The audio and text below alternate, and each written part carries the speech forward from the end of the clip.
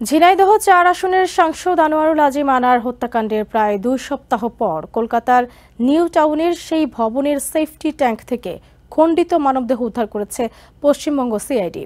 ডিএমপির গোয়েন্দা শাখার এক কর্মকর্তা জানান, আইনশৃঙ্খলা বাহিনীর সন্দেহ ওই দেহাবশেষ সংসদ সদস্য আনারের। ডিএনএ ও ফরেনসিক পরীক্ষার মাধ্যমে মাংসের টুকরোগুলো যাচাই করা হবে বলে জানান তিনি। কলকাতার যে ভবনে ঝিনাইদহের এমপি আনোয়ারুল আজিম আনারকে খুন করা হয় বলে ধারণা করা হচ্ছে, ভারত সফররত বাংলাদেশের গোয়েন্দাদের অনুরোধে নিউ টাউনের সেই ফ্ল্যাটের কমোড, সোয়ারেজ লাইন এবং সেপটিক ট্যাঙ্ক ভেঙে উদ্ধার অভিযান চালায় পশ্চিমবঙ্গ সিআইডি। পশ্চিমবঙ্গ পুলিশের ধারণা, ওই ফ্ল্যাটেই এমপি আনারকে হত্যা করা হয়েছিল। অভিযানে সেপটিক ট্যাঙ্ক থেকে মানবদেহের খণ্ডিত কিছু অংশ উদ্ধার করা হয়েছে। নাম প্রকাশে অনিচ্ছুক ডিবির এক কর্মকর্তা জানান, আনার হত্যার দায়ে গ্রেপ্তার মাহমুদ হাসান শিমুল জিজ্ঞাসাবাদের সময় ডিবিকে জানায়, হত্যার পর আনারের দেহ খণ্ড বিখণ্ড করার পর কিছু অংশ তারা টয়লেটে ফেলে ফ্লাশ করে দেয়।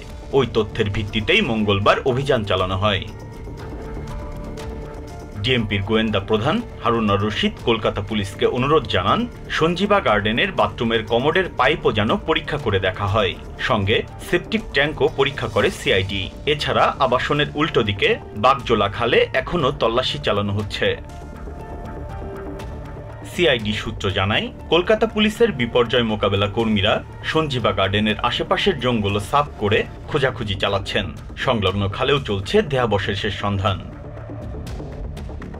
এর আগে গত ১৩ মে ভারতের কলকাতায় খুন হন ঝিনাইদহ ৪ আসনের সংসদ সদস্য আনোয়ারুল আজিম আনার।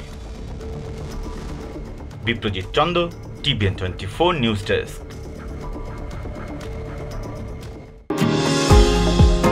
নিউ ইয়র্ক থেকে সম্প্রচারিত টিভিএন 24 টেলিভিশন বিশ্বজুড়ে বাঙালির কণ্ঠস্বর।